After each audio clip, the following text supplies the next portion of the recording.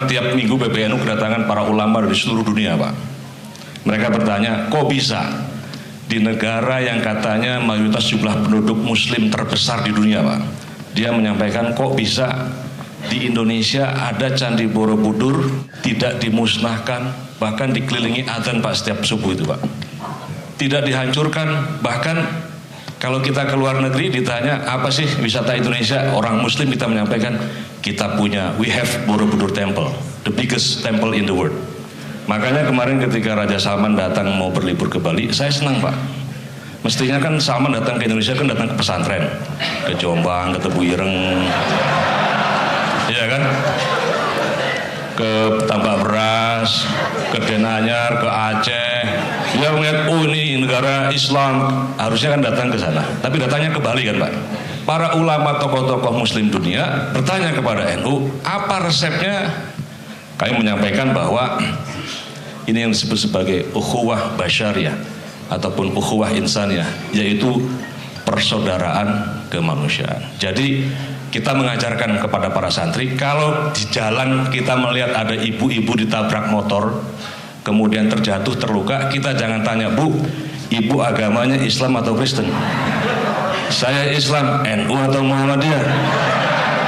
Saya NU, PKB atau P3? Saya PKB, Ahok atau Anies? Ini kalau ukhuwah,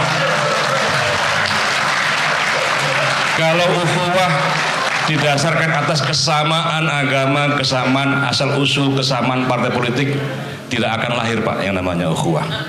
Maka bedanya para ulama ataupun tokoh-tokoh agama di Indonesia dengan di negara lain adalah apa, Pak?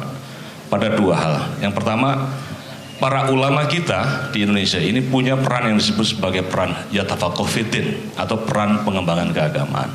Nah, yang kedua yang tidak dimiliki oleh ulama-ulama lain adalah peran yang disebut sebagai peran waliyungdhiru qaumahum, yaitu ulama sebagai juga pemimpin umat di masyarakatnya. Jadi kalau ada orang gegeran di kampung, itu para kiai kita bisa melerai. Lebih ampuh ulama kita, Pak, daripada Kapolres ataupun Kapolsek. Betul ya, Pak Kapolri ya. Jadi kalau ada perbedaan pendapat, ada pertentangan antara satu masyarakat dengan yang lainnya, ini para ulama kita memberikan keteduhan 24 jam, Pak. Jadi kalau ditanya ketika terjadi bom, lalu ada datang beberapa wartawan datang ke PBNU, Pak, kok masih terjadi terorisme di Indonesia? Ini berarti NU kecolongan. Ini pertanyaan yang keliru ini. Yang kecolongan bukan hanya NU, tapi Muhammadiyah, tapi partai politik, bahkan negara ini juga kecolongan. Karena apa?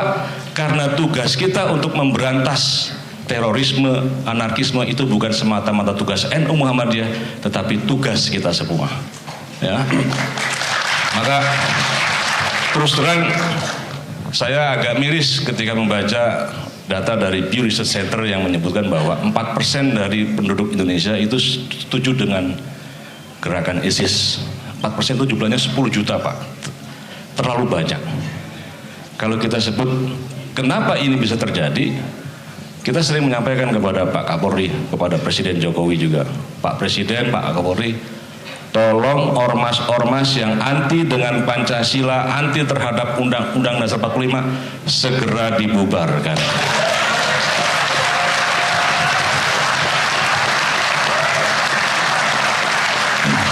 Setuju ya? Karena apa? Karena jika ini dibiarkan, Pak, itu bagi kelompok yang awam ini dianggap sebagai kebenaran yang dibenarkan juga oleh negara. Maka kalau ini terus berlangsung 5-10 tahun yang akan datang, data yang disampaikan oleh Pew Center tadi 4%, ini saya yakin jumlahnya akan semakin berlipat. Kita bayangkan, Pak, negara kita hancur seperti Suriah, negara kita hancur seperti Yaman ya. Pernah nggak ini yang muslim kita bayangkan, kira-kira Candi Borobudur kalau adanya di Jeddah dipelihara apa dihancurkan? Ya, pasti dihancurkan. Jangankan tempat peribadatan umat lain, Pak.